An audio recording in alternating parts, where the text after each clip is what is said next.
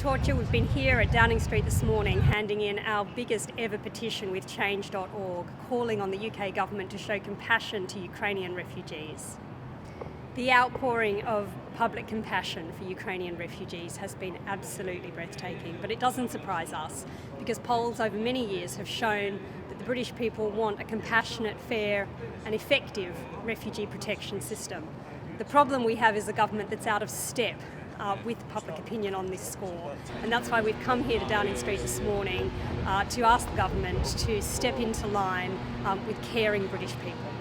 We've been calling for the UK to relax visa restrictions for Ukrainians and to come into line with all other European partners on this front so that refugees from the conflict are able to get here and to claim asylum on arrival, as is their entitlement under the Refugee Convention.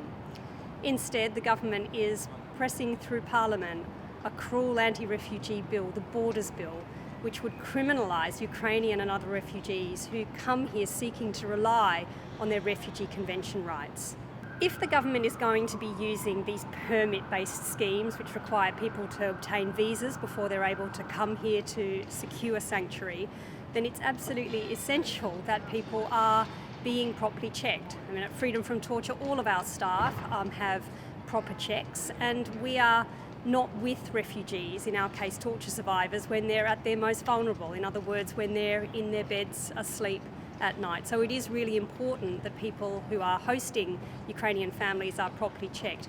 But this just demonstrates the fundamental problem with these visa-based schemes.